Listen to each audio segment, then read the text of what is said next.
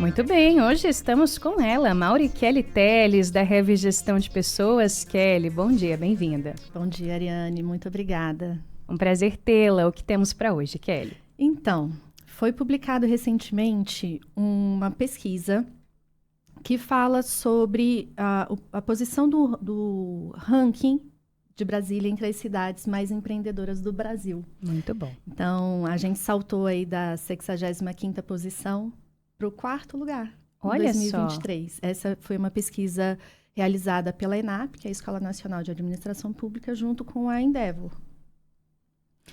E aí, o que pode explicar esse movimento tão bacana e um salto muito expressivo? Bem considerável, né? Então, a Brasília ela vem se destacando com essa forte cultura empreendedora, que é evidenciada por esse posicionamento, né? Eles fazem a avaliação entre as cidades mais populosas, foram 101 cidades avaliadas, e isso se reflete no ambiente de inovação, espírito empreendedor, que a gente vem acompanhando essa crescente mesmo na cidade. Antes existia uma cultura, basicamente, de atuação no serviço público, e a gente vem percebendo uma mudança no perfil das pessoas, uma vontade maior de crescer. E aí existem alguns pontos que foram avaliados nessa pesquisa para chegar a esse ranking. Então, eles avaliaram infraestrutura, capacidade de inovação, políticas públicas no que se refere principalmente a ambiente regulatório. Então, qual é a dificuldade que as pessoas têm em abrir uma nova empresa, o tempo que leva. Tem várias cidades que já estão com o processo todo informatizado e com um tempo bem menor para a abertura de uma empresa. Brasília ainda não está despontando nesse ranking, mas desponta, por exemplo, no ranking relacionado à infraestrutura, que está relacionado principalmente às condições urbanas. O PIB na cidade é um PIB maior, né, do que em outras cidades do país. Então, essa questão do desenvolvimento econômico fez com que Brasília acabasse despontando. E as pesquisas, elas também indicam como um local atraente para os próprios gestores públicos interessados em contribuir para esse desenvolvimento econômico da cidade. Então, Brasília está oferecendo aí uma combinação de oportunidade de negócio, apoio institucional, e existe também um ecossistema empreendedor vibrante. Então, são vários empresários que se reúnem para discutir sobre questões relevantes para o negócio, e essa rede vem fortalecendo cada vez mais o empreendedorismo na cidade. Muito bacana, Kelly. Uma vez, e recentemente, eu escutei de alguém do Sebrae que aqui em Brasília a gente tem uma tendência de movimento curioso, que eu não sei se se aplica somente às mulheres ou se vai ali a homens e mulheres como um todo, mas que enquanto muita gente empreende por necessidade em outras partes do país, muitas vezes porque precisa mesmo comer, colocar o pão de cada dia dentro de casa, aqui em Brasília é uma situação muitas vezes oposta, de esse empreendedorismo chegar como uma virada de chave ou uma busca por mais independência financeira, por você ter mais controle sobre os seus horários, mais autonomia, enfim. É interessante perceber essa diferença da nossa capital com relação a outras unidades da federação, desse perfil. Com certeza. E aí você trouxe um ponto importante, que é em relação à atuação das mulheres nesse mercado empreendedor.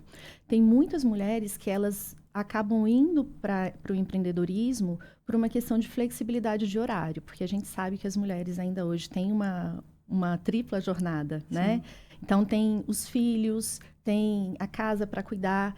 E ter essa flexibilidade de horário ajuda muito nessa movimentação. Então, a gente tem visto várias mulheres entrando nesse meio do empreendedorismo por uma questão de flexibilidade. Mas não é só isso. Tem várias pessoas que acabam tendo novas ideias e identificando possibilidades de ajudar com o desenvolvimento do país, ajudar na resolução de uma questão e vai empreender em busca de um propósito, não mais de uma questão financeira exclusivamente. Perfeito.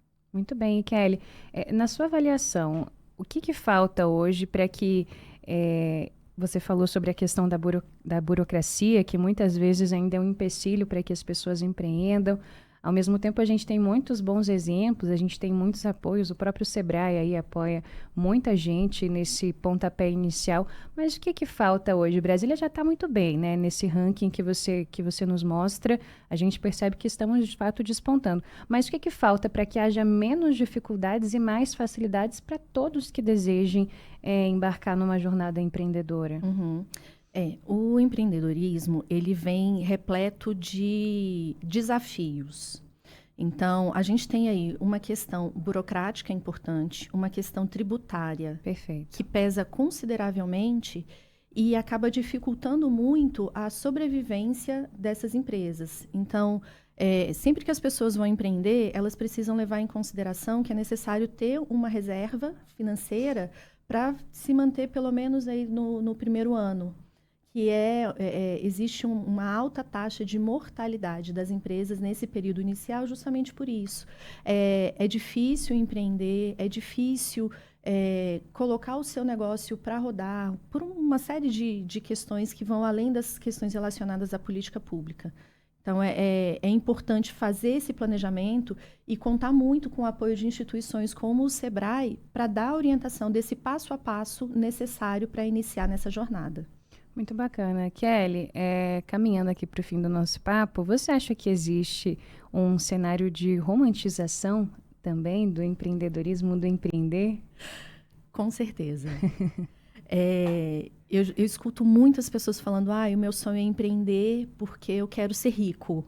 Uhum. E tem essa ideia de que todo empreendedor, todo empresário é rico. Estala o dedo, as coisas acontecem e o dinheiro entra no caixa. Exatamente. Só que realmente é uma visão muito romantizada do que é ser empresário no Brasil.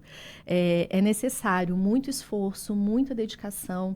E quem chegou nessa posição de ter uma condição financeira privilegiada precisou trabalhar muito, se esforçar muito. Né? E é justamente por isso que a gente tem uma alta taxa de mortalidade, porque as pessoas elas acabam se deparando com essas dificuldades somente depois que elas iniciam no negócio, percebem que o mundo não é assim tão